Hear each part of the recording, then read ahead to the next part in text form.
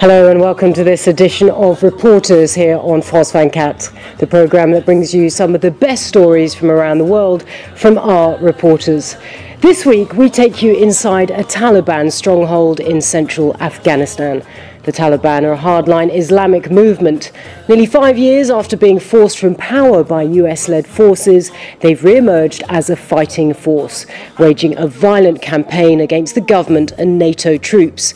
Recently, they've stepped up their operations, launching suicide attacks and kidnapping foreigners, a bloody bid to grab back the reins of power.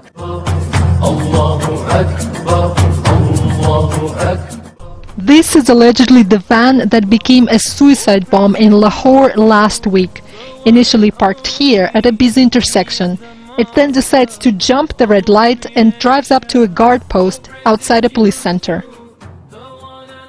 As officers come out to check the van, a group of armed men gets out and opens fire.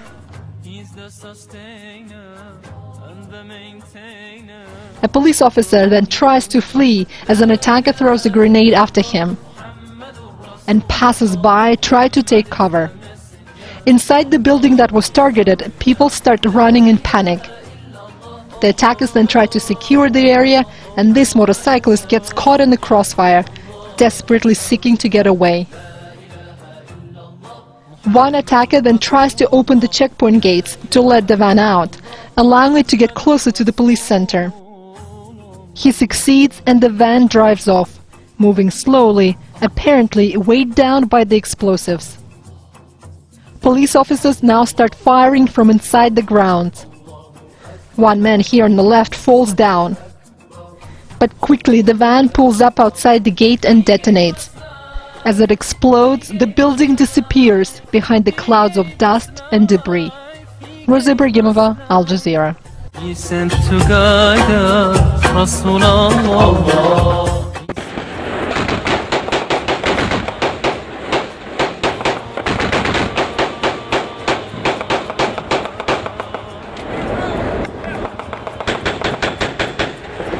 Sergeant Grove called it. Here it goes. Oh! Fuck yeah, baby!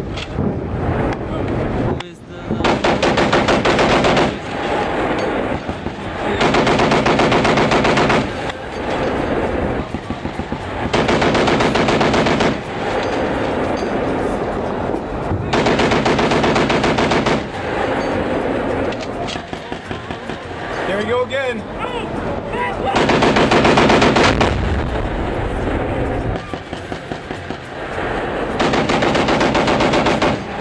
So yeah, it's just another typical attack for us.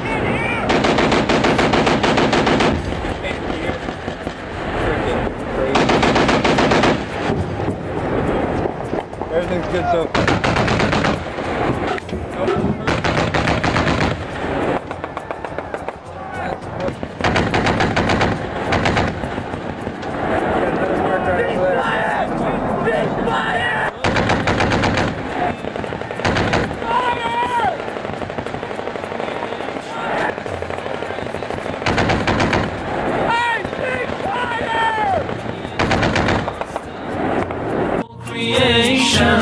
He's the sustainer.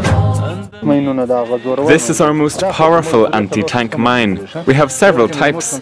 It can be remote controlled. You take the top off. Or if you leave the top on, you just put the explosives in. And when the tank rolls over it, it explodes. If you take that off, you put an electronic system in it, and it can be exploded by remote control. We use that when we're far away, in a remote valley like here. They're in two parts. It's Iranian. Don't say it's Iranian, it's Chinese. Oh, Chinese. These weapons are all old. They date from the jihad against the Soviets.